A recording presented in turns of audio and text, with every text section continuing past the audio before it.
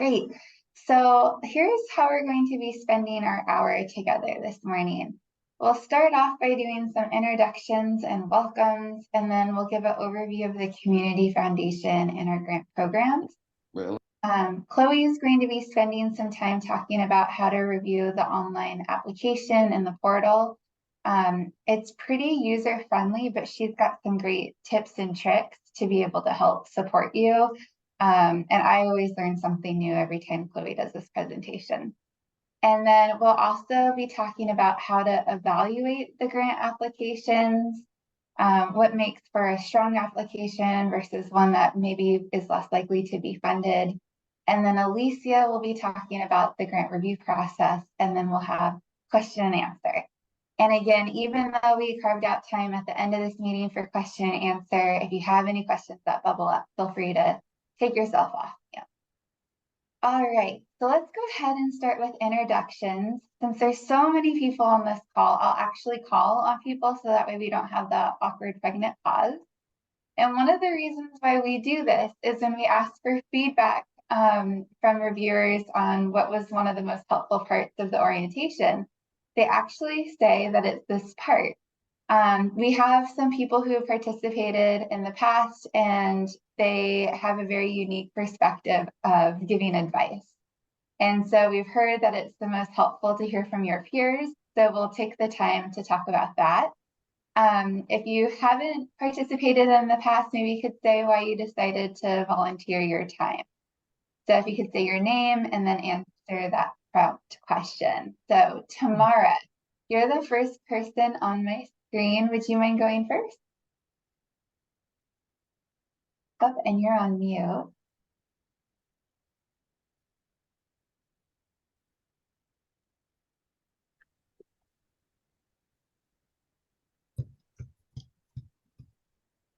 I think I'll skip to the next person and you can figure out how to take yourself off mute.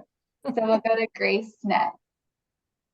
Okay, my name is Grace Crittenden, and this is the first time for me. I did some reviews for the scholarships and found it very interesting, and so decided this might be another opportunity to participate. Wonderful, thank you. So we'll go back to you, Tamara, and Paul, you're up next after Tamara.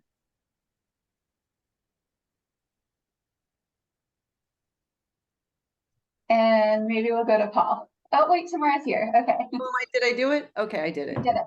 Okay. My name is Tamara, and I am friends with Kathy Tompkins, and my son is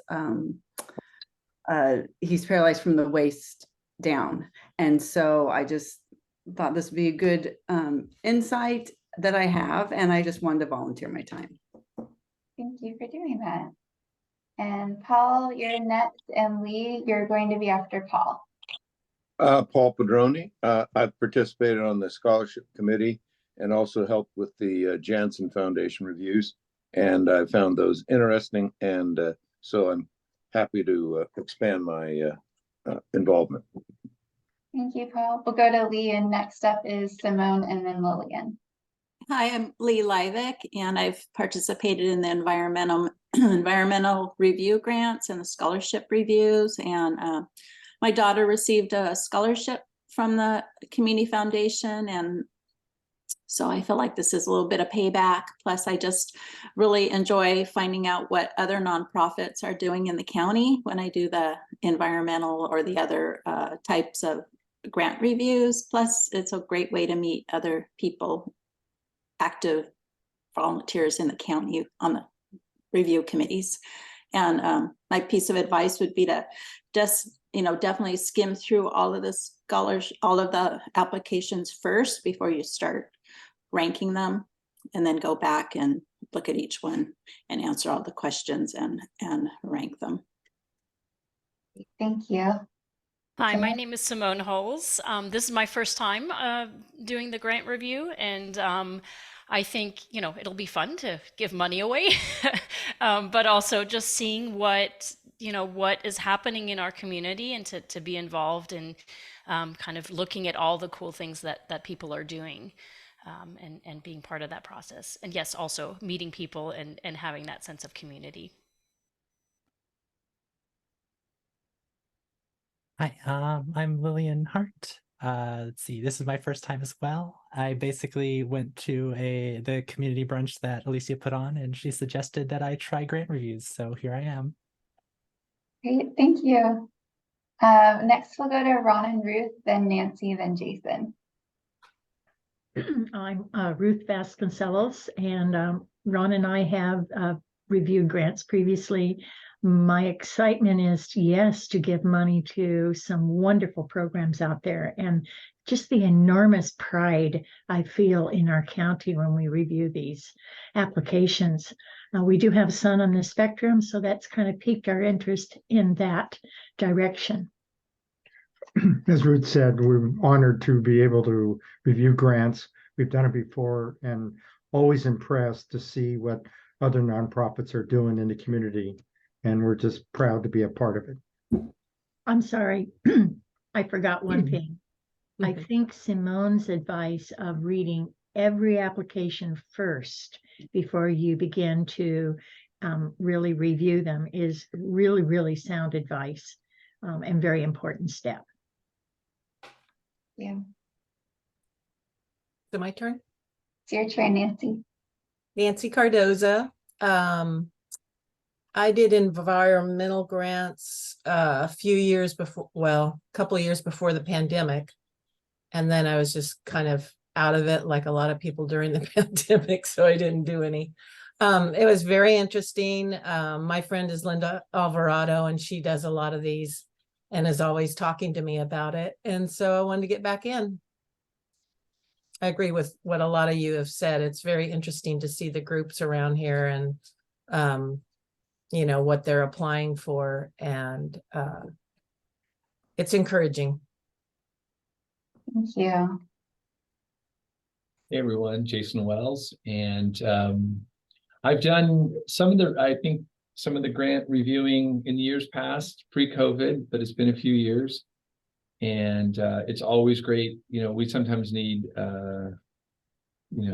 grant readers and RFP reviewers here at First Five, and so to volunteer the time and do it is super interesting. And any advice I might give is yes to reading all of them and kind of getting a general idea.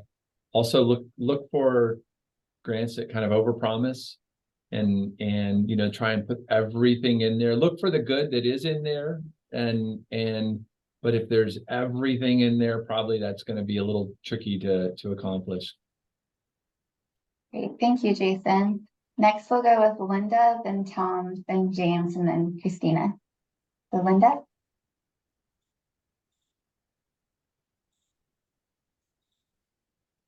All right, we'll skip Linda and come back to her. Tom, then James, then Christina. Okay, I'm Tom Ammon. Last year was the first year I did the reading the grants, and it was a real eye opener, like everybody said. And it's the sad part is some of them you can't give money to. We had to pick some and not pick others, and there were some others that were very worthy. So the whole ranking and all that's really important. Thank you, Tom.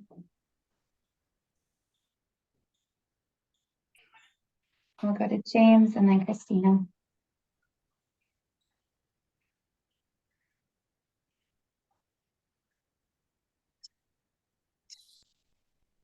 That mute button can be difficult. We'll go to Christina and then come back to James.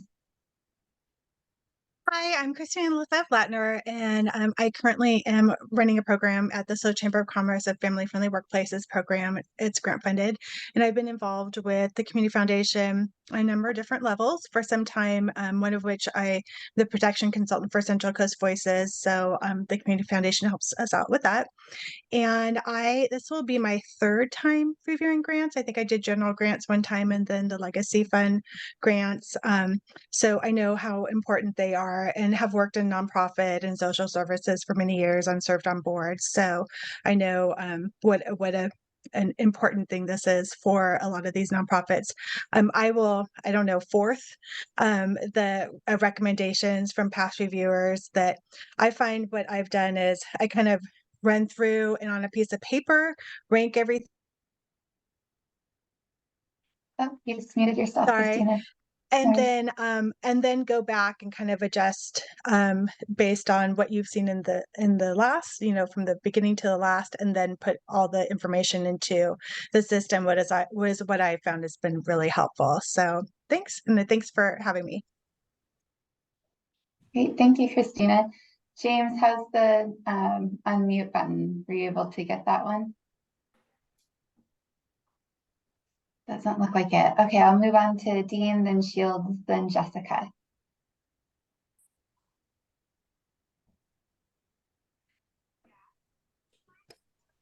Cassandra, I don't know if you've called me or not. This is Jim Patterson. I'm having a hard time hearing you, and I don't know what order you're going in. Oh, yes, you're up next, so you can go ahead and go, Jim. Do you want me to go ahead? Yes, please. Okay. This is the first for me. The Community Foundation is, I think, one of my favorite organizations in San Luis Obispo County.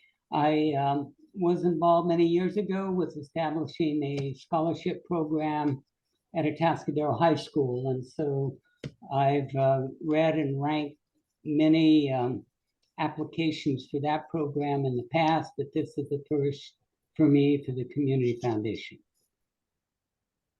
Great, thank you so much. All right, so now we'll go to Dean Hurlbert, and then we'll go to Shields Abernathy, and then Jessica Steele.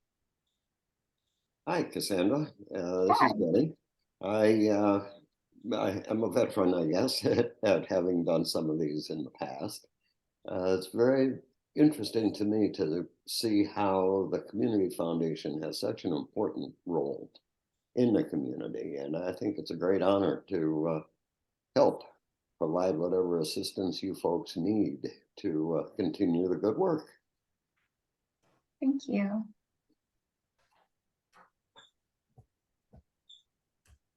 Shields, did you want to go next?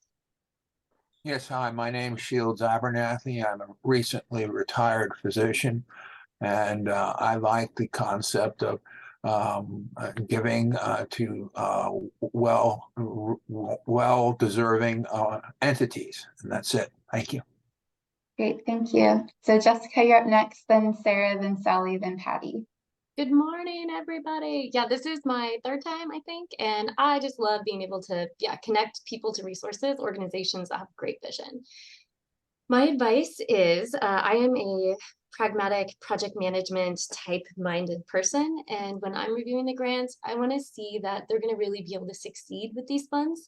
So for me, it's, are they following the grant requirements very specifically? Do they look organized? Is this really going to be a way for people to do they have enough of a plan to really execute?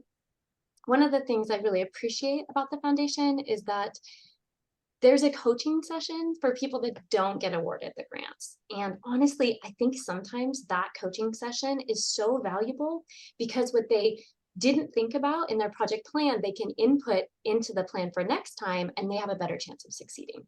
So for me, I want to see details, I want to see a plan, and I want to see that it's going to be well executed. That's my advice. Awesome, thank you, Jessica. Sarah, then Sally. Hi, I'm Sarah Flickinger. This is my first time reading for grants. I've written for a lot of grants and for different community organizations and read critiques afterwards to try to fine tune them and things. But this is my first time going through the process as a reader, and I'm excited for that. I'm excited to learn the process, to see it from the other side, and to learn from all of you who have done it before. Thank you. Good morning, I'm Sally Rogo. I work at Capslo. This is a wonderful opportunity. It's my first time here, but I've done many federal grant reviews, which are huge and very time consuming. And I've written hundreds, if not thousands of proposals myself. So it's nice to be on the other side. Thank you. Thank you, Sally. And we'll go with Patty, then Ron.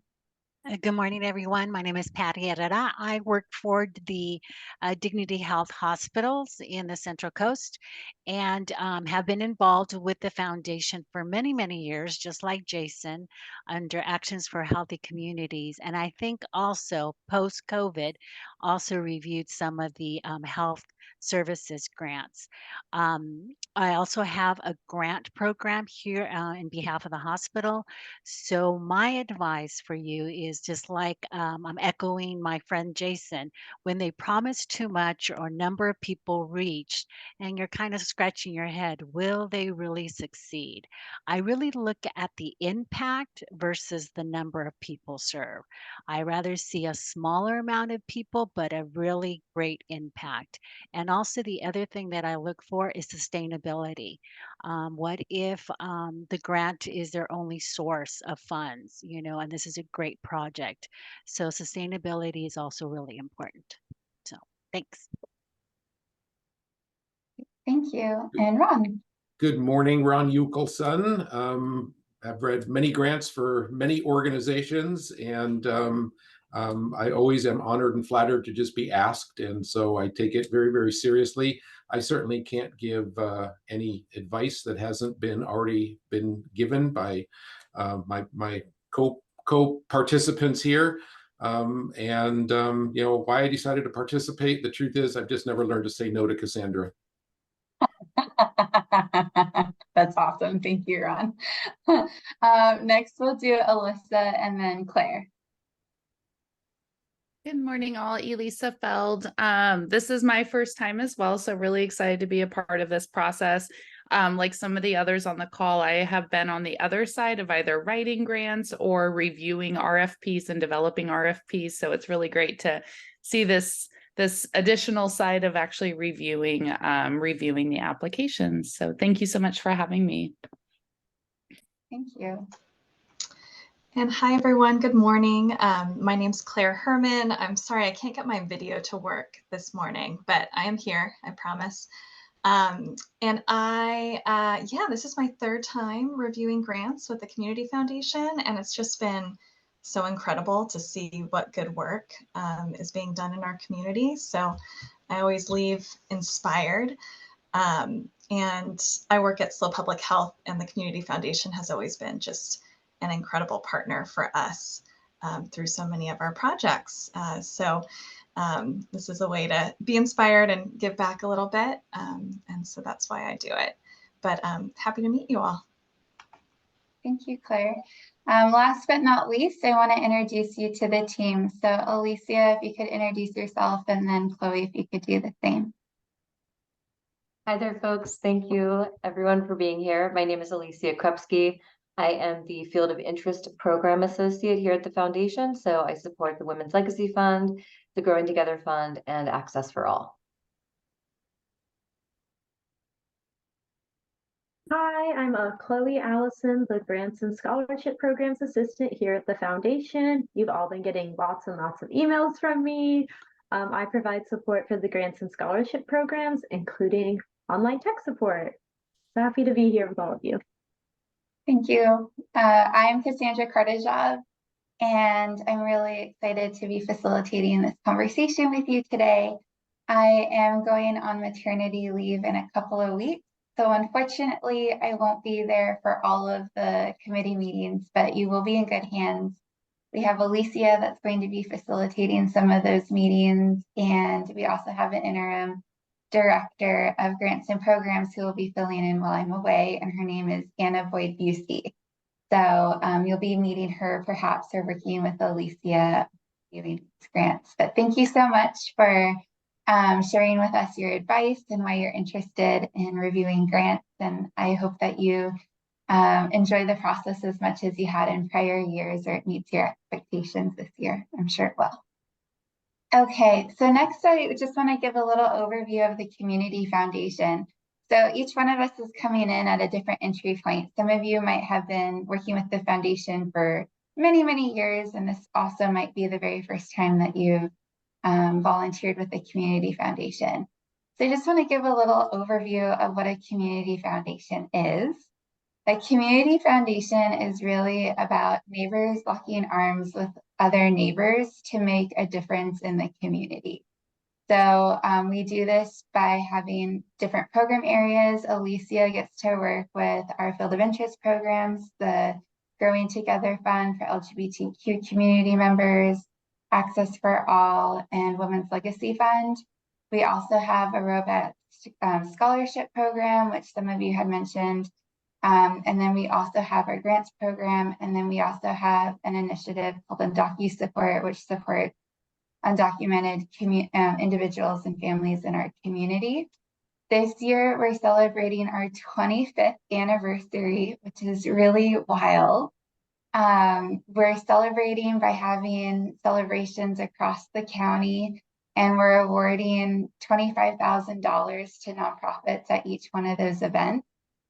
We still have one more that's on the schedule for this year, and they've been regional. Our largest one that we had was in San Luis Obispo. But it's been really terrific to see the amount of growth that our small community has done in such a short period of time. So we have about $70 million of charitable assets under management and have granted about $60 million in this 25 years. And again, this is really all community led. So sometimes when people are new at reviewing grants, they might be a little bit hesitant because they might not have expertise in the arts or in environment or in different areas that they might be reading for. And what I always say is that you have all of the knowledge and all of the goods to be successful, because our decisions aren't based off of somebody in an academic office making decisions on this. It's really community led, and you're all community members and represent diverse aspects of our community. And that's the reason why we have all of you review these grants instead of staff or instead of experts outside the area. So let's go to the next slide. So what are our grant programs? We're going to be doing a little skimming of the top of the different grant programs that are available through this grant cycle. So you'll be reviewing for one of these different opportunities. And if you're curious and haven't figured out which one that you're reviewing for, it's in an email that Chloe had sent you with the meeting invite. And you'll also be receiving a follow-up email after this meeting that has even more information about the grant opportunity that you're reviewing for. So let's just a quick jump into the different grant programs. So first is the General Grants Program. So the General Grants Program offers, maybe we can go to the next slide. There we go. The General Grants Program offers unrestricted grants of up to $25,000 over 2 years. So it could be $12,500 for year one, $12,500 for year two, but a max of $24,000 or $25,000, excuse me. And these can support multi-year awards, so up to 2 years. Some organizations might just ask for 1 year of funding, and that's perfectly fine. So that's the type of funding it supports, but the funding areas are arts, the environment, health and human services, and seniors and people with disabilities. How we have constructed the General Grants Program is nonprofits apply stating what community need they're doing to help further either arts, environment, health and human services, and seniors and people with disabilities. So in their application, they'll be pulling local data saying this is a need and this is how we're looking to move the needle. After that money, or after we make that funding decision on whether or not we want to support, it's unrestricted, meaning the organization can use that money however they need in order to support the organization. So it's not attached to a line item like must use this for crayons. It's supporting the school, if you will, not the crayons in the paper. So that real holistic support for the organization. The next grant program that we have is Opportunity to Thrive. And so this is project grants. So this means that we're funding something specific. In this case, the Opportunity to Thrive program support organizations who have a financial assistance program. And specifically, the financial assistance program is to support families and individuals who've had a one-time barrier where there's something that happens in their life and it could cause a ripple effect. So an example is it could be someone gets a flat tire, they don't have the money to fix the flat tire, so then they can't go to work, and since they can't go to work, they can't pay their rent, that type of thing. So we have this Opportunity to Thrive Fund that helps support organizations that have these assistance funds to help support individuals who've just come up on a hard time, and we don't want to see the domino effect happen in their life. And those grant awards are up to $5,000. The next funding opportunity program that we have is the Build Grants program. And this was established probably about 6 or 7 years ago, because if you have been involved in the nonprofit community, you might have heard that San Luis Obispo County has the most nonprofits of any county in all of California. Well, we wanted to test if that was true. So we actually did some research, and it turns out there are a lot of different nonprofits in our area. There's over 2,000, but only about half of those are actually working nonprofits that still have their 501c3 with the IRS. And what we learned when we dug into that even more is of all of those nonprofits that are in our county, most of them are rather small. And we wanted to carve out some funding to help build the capacity of those smaller nonprofits. So capacity building can mean anything. It can be, we need a portal so that way we can track donations. It could be, we need a strategic plan because we're getting so big and we don't know where to move forward next. It could be a consultant, it could be board leadership, it could be all of these different things. We just wanted to help those smaller nonprofits become more effective so that way they can better serve the community. And the maximum grant size for those is $5,000. So that's our grant, our Build Grant program. And then our next grant program is Access for All, and I'm going to turn this over to Alicia. Thanks, Cassandra. So Access for All is a field of interest fund that advocates for an accessible community where persons with disabilities are provided with equal opportunities in all aspects of life. I'd also like to share that this is their first ever grant cycle with the Community Foundation, and we're very excited about it. This is for a 1-year grant with a $5,000 maximum per grant. The focus is on health and wellness, housing and home access, community participation and inclusion, workspaces, and employment opportunities. Know that for the reviewers, there is more detail about this funding criteria that is listed in your agenda that you'll receive after this meeting. Next slide, please. Growing Together is an LGBTQ+ fund. It addresses the needs of our lesbian, gay, bisexual, transgender, queer, asexual, and intersex community through education, advocacy, and grant distributions. They have 3 funding priorities this year. First is to center queer and trans people of color. Next is to advance medical and mental health care for transgender and non-binary people. And third is to create and or facilitate queer spaces, especially in the underserved areas of our county. This grant is also for a single year, $5,000 max per. Great, thank you, Alicia. So what will happen after this meeting is you'll receive an agenda that will have a thorough listing of the criteria for each one of these funds. But we wanted you to have a bird's eye view of all of the different grant opportunities that are available right now through the Community Foundation.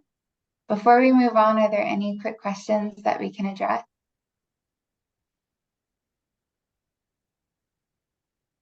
Okay.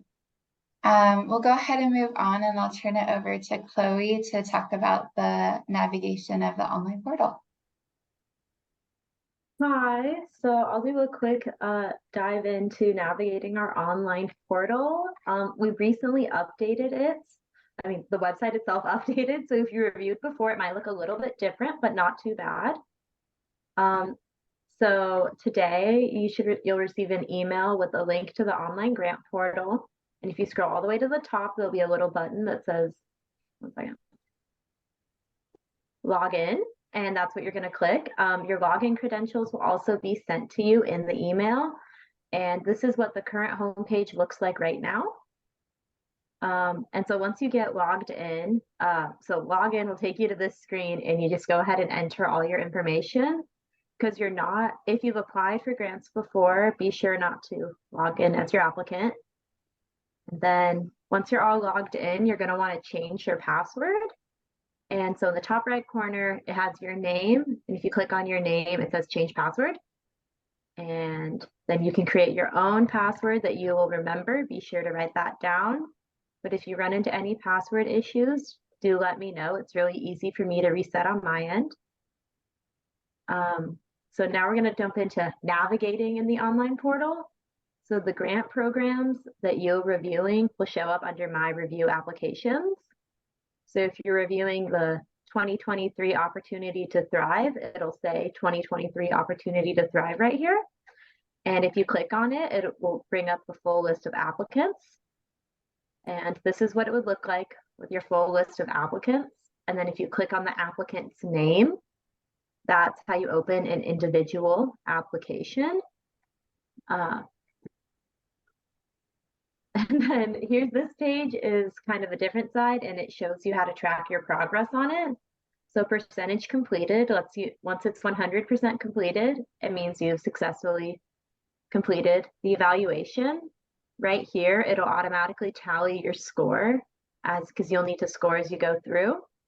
And this section is not required for the evaluation, but it's really helpful during the review meeting if you just leave like a brief overall scoring comment. All right, and now we're gonna dive a little bit deeper into the applications. Once you click on an applicant name to open it, this is what it'll look like. You'll have your scorecard here on the left and the application here on the right.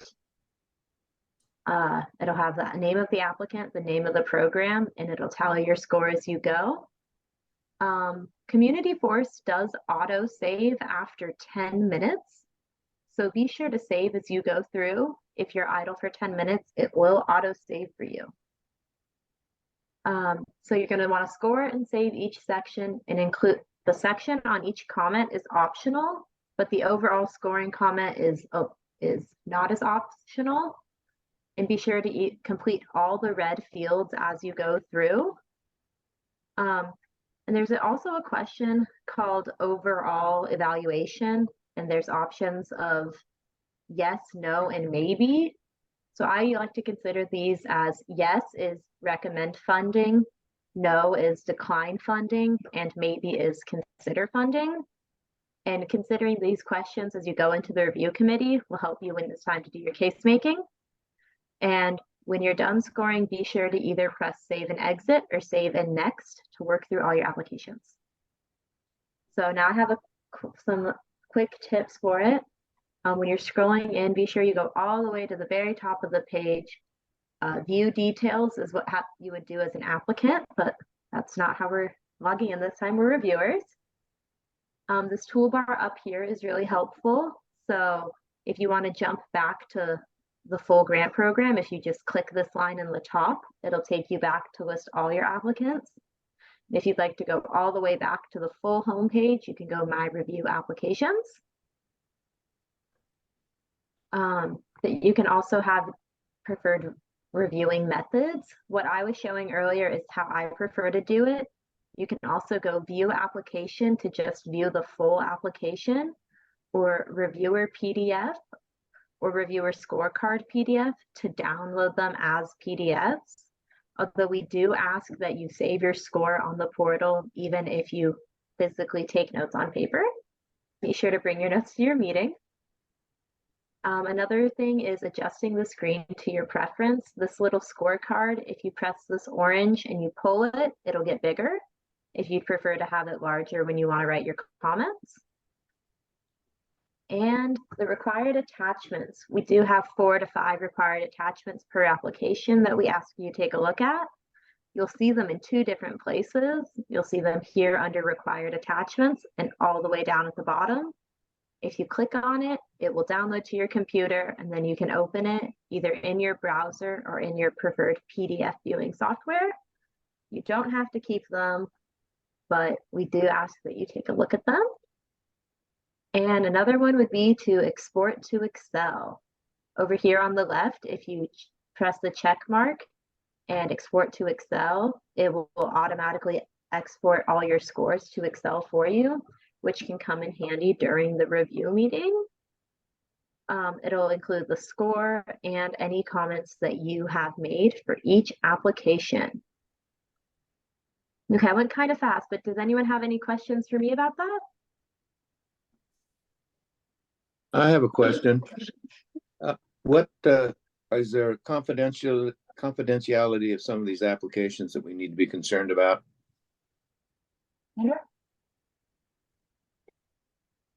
That's a really good question. So one of the things that we often look for in an application is the organization being candid with how they're doing. So if an organizational leader who's writing this application shares something that could be seen as a weakness in the larger community, I would keep that confidential. The conversations that we have during the committee about how we're rating the applications and the strengths of the organizations, that's all confidential as well. And then we'll talk about this a little bit later. What we're doing is we're making recommendations to the board, and we have a process for that. So our recommendations are also confidential until the board approves. So there's several different touch points within confidentiality. So thank you, Paul, for asking. Any other questions? Okay, well, let's go ahead and jump into evaluating the applications. And this is the fun part, I think, of being able to get in there and start reviewing the application. So I want to familiarize yourself with what's on the scorecard that Chloe had just shared. So if we go ahead and go to the next slide, there's several different areas that we're evaluating the applicants on. The first is fit. So of all of these different areas that we're evaluating the organization, they can get up to 5 points.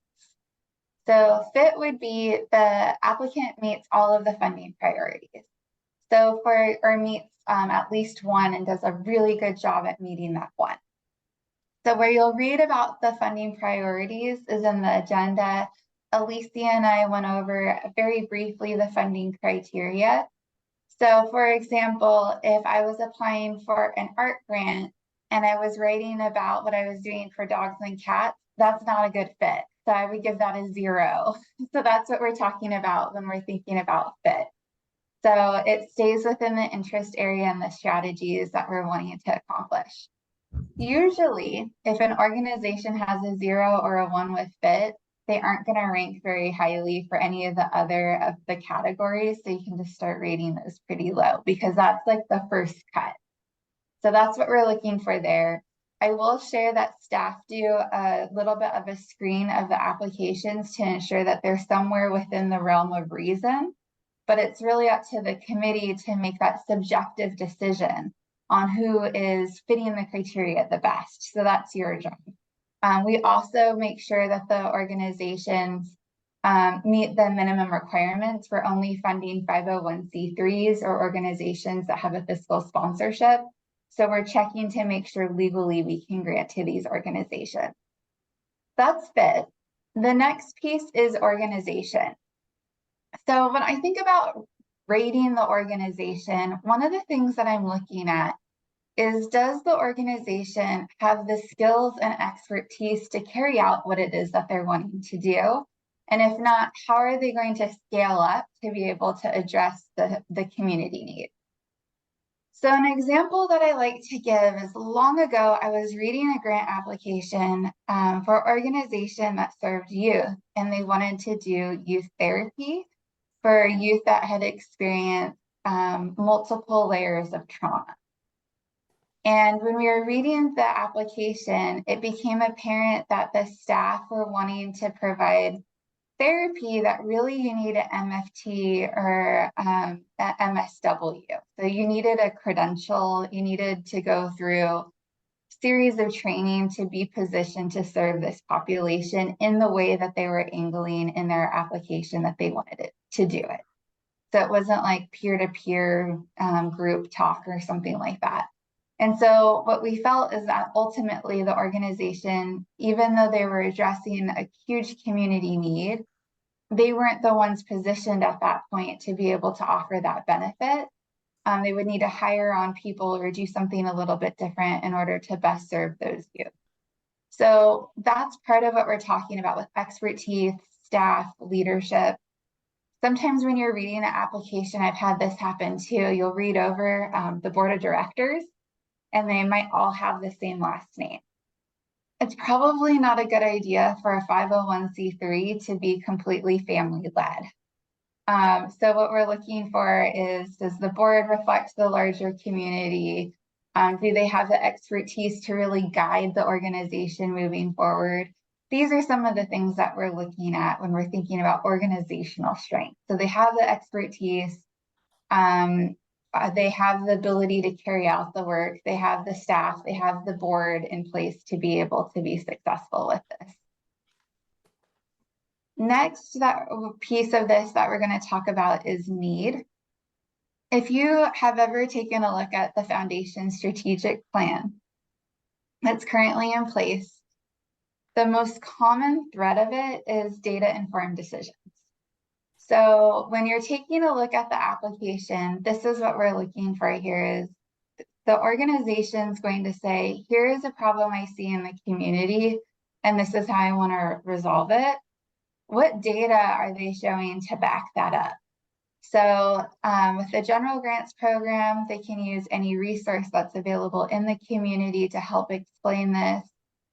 Some of our other funding streams have more requirements to it, but what we're really looking at is this isn't, you know, me coming to the foundation on a Monday thinking like, oh, I met so-and-so and they said that there was this need and now I'm applying for this grant. It's like really founded in data. And this is why they're wanting to move the needle. Like there is a documented community need and there's a call to action because of that.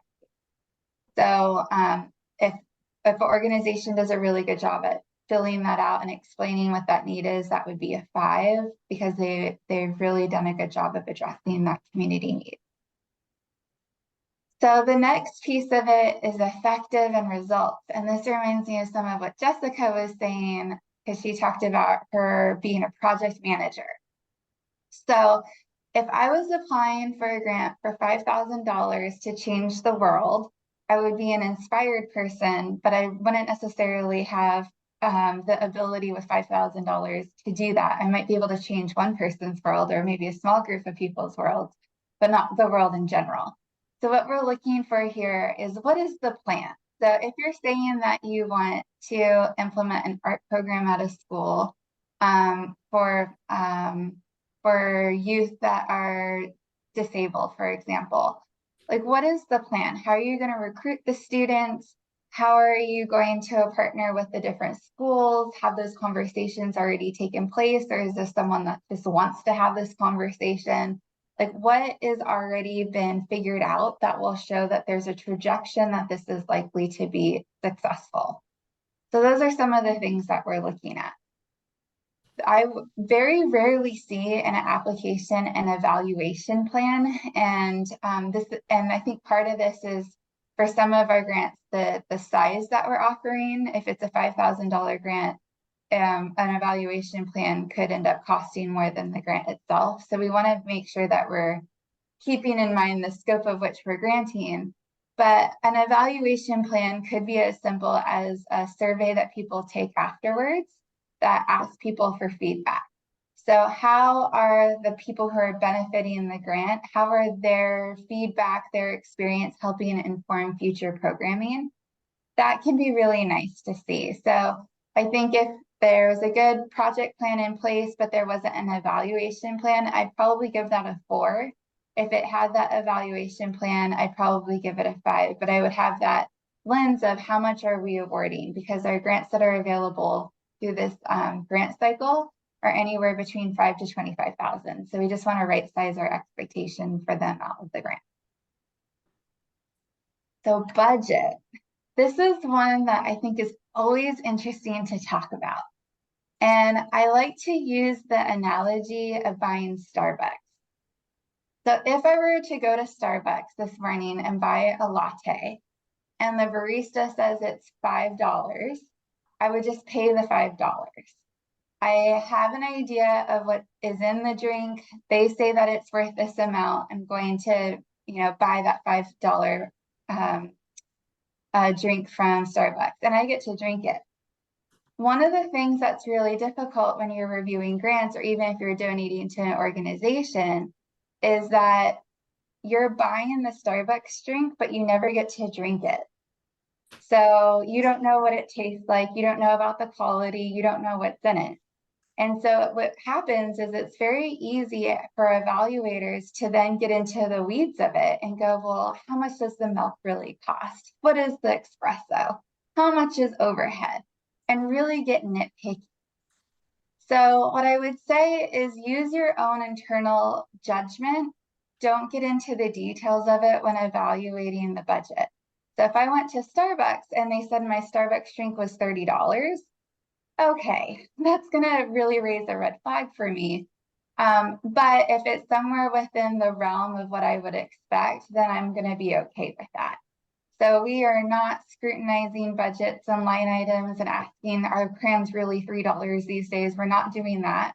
We're taking a look at it and just seeing, does that seem like it's within the realm of what's reasonable? So that's one of the lenses that I want you to have when you're reviewing these grants. We're not micromanaging the organization. When we start to do that, there's usually something else going on and something's not feeling right. It's that $30 Starbucks drink. The other piece that I want to share when it comes to budget is when we have the grant making committee meetings, there are going to be so many applications that we're going to want to fund. And unfortunately, we have less resources than the amount of requests that we receive. So what I've seen happen sometimes is a committee will say, well, let's just fund the top 10 organizations that we like $1,000 each.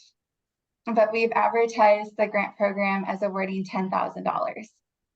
So if you're an organization and you said, here are all of the things that we want to do, and we need 10,000 to do it, and you're only funded $1,000, you're not set up for success. You're not going to be able to carry out the program. So at the foundation, we like to fully fund whenever possible. That is our go-to mode, is to fully fund whenever we can. If we're not able to, we then have to take the look at the application and go, okay, if we partially fund this to such a degree, is it still going to be successful? If the answer is no to that, then it's not worth our time. It's not worth the organization's time to receive funding for that. It's almost, it almost does more hurt to the organization than support. So that's the lens that we take at the budget. We also have some ability to grant for collaboration. So if an organization's partnering with other organizations and there's some resource coordination that's happening, it lifts all ships. And so we do have up to 5 points available for that. And then you also have bonus points. So if you had an organization that you felt like really did a great job at effectiveness and results budget, and the need was really there, you do have the ability to give a couple extra points for that. Okay, so let's go ahead and move to the next piece. So additional considerations for the grant program, timeliness of the grant. You can read through these. I just want to highlight a couple. If an organization's applying for a 2-year, multi-year grant through the General Grants Program, there should be some call to action as to why that's so important right now. So is there additional funding coming in? Is there a 2-year grant period that's required to do some research and analysis before actually implementing? That's some of the things that we're looking for. I talked about some of the other pieces of this. The last one that I will hit on is cultural competency. If the organization serves a diverse group of people in our community, What is the cultural competency of the organization to be able to best support those individuals? So just making sure that there's reflection on staff, within leadership, and within the population that they're serving. And last thing that I want to talk about when it comes to the applications is on the next slide. And this is really the 3 categories of grant application. So the first one is the easiest. This is a well-written application and a great project. When we see those, they get rated really highly. Those are very easy to do. Then what we'll have is a poorly written application, but it's a great organization. So where this is likely to happen are within those smaller organizations. Maybe this is their first time applying and writing a grant, but they're doing great work. What we want to do is like really dig underneath that application to be able to see where those pearls are, because often this is the category that gets missed the most, is they're really great work doing. We're not judging the grant writer for being really good at articulating necessarily the project, but if you like really dig into it, you can see that what they're doing is going to have a huge impact in the community. The last piece is a well-written application, but it's not a great project. These ones are the ones to be careful for, because they usually have a grant writer on staff, or they've hired a consultant. It's really well written, but then when you zoom out and go like, wait, does the community even need this? Or is this the best way to serve the community? It's a no. So I just want you to keep that in mind as you're reviewing these grant applications. So I've gone through a lot, and I realized that I just went like rapid fire hose at you with that information. Are there any questions before we move on to what you can expect from the evaluation meeting? Sarah. I was just wondering, I heard the advice of kind of browsing through all of them before you start the scoring. But let's say you get into your scoring, but then as you keep reading on, you kind of reconsider what you scored when in the past. Is it locked in once you click that save, or can you go back and revisit? Sarah, that's such a great question. You can go back and change it. Okay. So you're not locked in. Awesome. All right, now I'm going to turn it over to Alicia. And Alicia, I'm so sorry. I got a little long-winded, so I apologize for that. That is okay. So the next step we're going to review is what happens next. We want everyone to come into these review meetings feeling really prepared with no surprises. So after this orientation, as long as you've submitted your compliance forms, you will be receiving your login credentials, the agenda for our review meeting, the review roster, and the applicant 3-year funding history. This agenda you're going to receive will have more details on that funding criteria, so make sure to take a look at that before you start reviewing. And the 3-year funding history on the applicants, it is just for your information. So just because an agency has been funded for several years in the past doesn't automatically guarantee that they'll be funded this year. And it also doesn't guarantee that they won't be funded. It's just for you to have an idea of their relationship with the foundation. Next slide, thank you. So these scores that you submit are going to be ranked. You're going to submit them the day before the meeting. They're going to be tallied by the staff, placed on a spreadsheet, and ranked from the most competitive scores in the green to the least competitive scores in the red. You're going to receive the spreadsheet in advance of the meeting, and you can put your notes together, kind of looking at these scores. So make sure those notes are really the observations you want to share about the application. And to respond to Jessica's comments in the beginning of our meeting, we do give this feedback back to the agency. So make sure you're welcome to put in those critical thinking portions into your notes. We're going to start by going through the applications. Every single green application we will be reviewing and discussing. The yellow applications we'll discuss if there's a committee member who would really like to speak about one.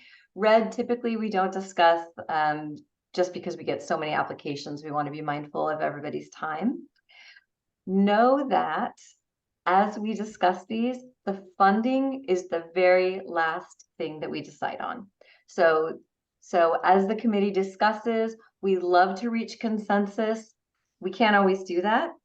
And so a lot of times we will bring it to a vote. We do, and we can't guarantee that all of your recommended applications will be funded, but we can guarantee that your voice will be heard and it will be valued. We even have a portion at the end of the meeting, kind of a speak now or forever hold your peace, where if you want to advocate for one of those applications in the red, or you have more to say about one of the applications we already discussed, you'll have an opportunity to do that.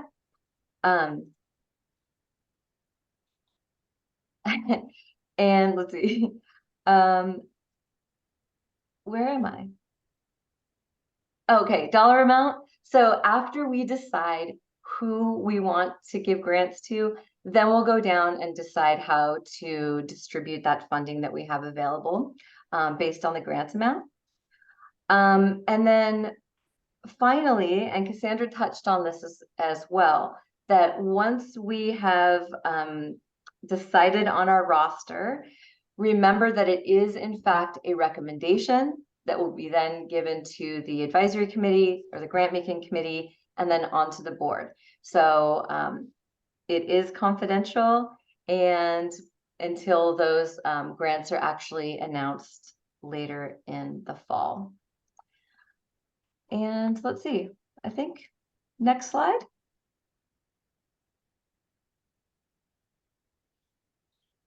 And this is just a reminder. So the day before the meeting, submit your evaluations by 9 a.m.